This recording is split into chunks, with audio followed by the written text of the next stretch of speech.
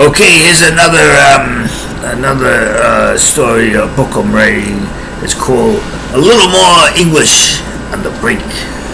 Let's see how it goes. It says, Chief Louis, this is about Warren, Rhode Island. Chief Louis Lapierre sitting in his younger brother Tommy's kitchen with Tommy, Sergeant Reynolds, Tommy's wife Eva, and the town's only black man, Earl Murphy. Tommy's 14-year-old son, Roger, exactly my father, is also sitting at the large kitchen table with them, shuffling a deck of cards. We're all sitting on a week of time bombs, and we need to be prepared. Well, bloodhounds, kettles on the hob, whiskey in the jar, wild cards. Let's scroll. Whiskey in the jar, wild card.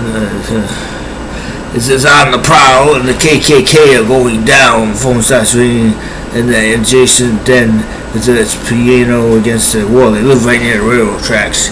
Denise, the operator, hooks Chief Lapierre up with Captain Redwood. Me and Curly and a few other, four other high-nooners are down at creepy Crom Moffrey's loan shark headquarters. Seems as if he's got a few or at least 10 buttons, and I'm not talking winter coat buttons, and some very well-known jukebox jigs and porterhouse Slim Jims, who unfortunately owe him large sums of greenback suntan locomotion.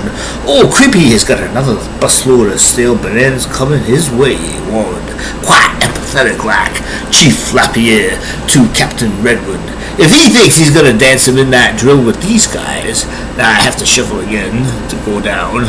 It was much too early on in the day for all this mule kick dance me around the old uptown barbershop pole, jello and a silver plate, shake 'em and snowflake 'em for a dime store, Baltimore fiddle raking, clam flam baking late night. Next morning, quit yelping about the Yuletide, hide-a-hole. They didn't show no banana potluck old trains meet in Chicago, or for Chief Louis Lapierre to be kicking, or the reprobate bull out of the Davy Jones china closets. Now I have to scroll again, that's the problem. I'll be there quicker than you can swim the English Channel in a downtown teacup. Just give me 15 or so minuettes. Build a house to the wall clock, eyeballing Chief. Light a candle to St. Christopher, hold the church up, and plant yourself right where you're standing a mite longer. Turning in... Okay, see. Turning in his seat, Sergeant Reynolds, Chief Lapierre overturned his own verbal market place table.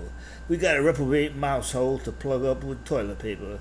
20 minutes later, three of them are sifting through the piles of paper marked unpaid, with each one a skull and crossbones stamped at each paper's top and bottom. Suddenly they happened upon old train porter Lawrence Rarity's stamp of personage. Lawrence is known by most folks living in Warren to play the horses, dogs, and various other sports games, along with his better half, Lisa. Remember those nights when Lawrence, as much as a young man, took out Tallahassee Johnson in a bare knuckles fisticuff street match with 1-2 combo that still to this day is talked about by everyone in every tavern in the county. Remember the chief. Remember his manager, one-eyed Lucky Lipton, with his constant self-made jokes, inquired Sergeant Reynolds, sitting by the mirror and desk, scratching his trouser pants leg. I had hundreds of them, did old Lucky. He came up from South Carolina on the 901, about 30-odd years previous like. Had him a harmonica and a laptop accordion. Is he a dime store buttonless too also? Asked the old chief.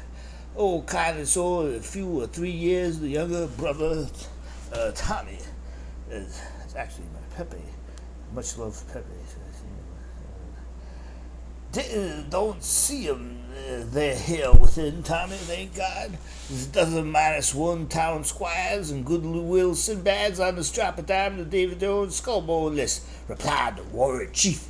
Boston Wiley is out here, too. Boston Wiley used to hot rod down and thread needle Grandma Winslow's Barnyard Field racetrack. Yes, he did. Yes, he did.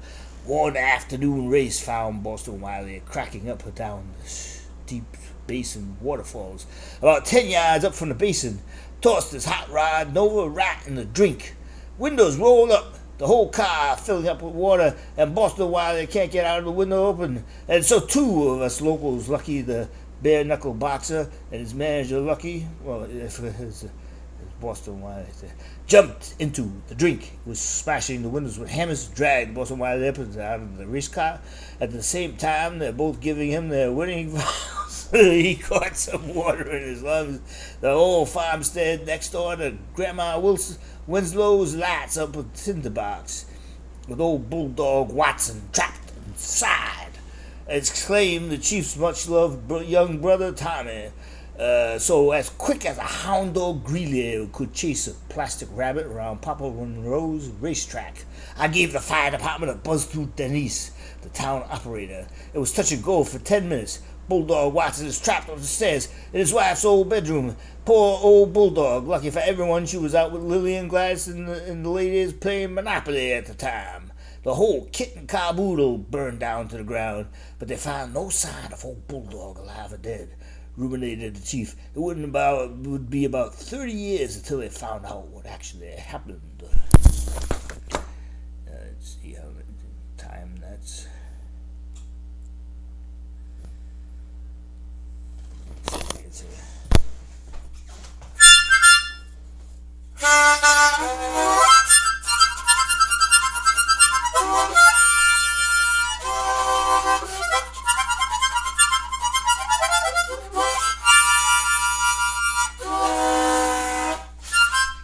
And then I'll continue with this. With these first and last story, more of this story, and peace and love, and hope everybody's doing as best as possible.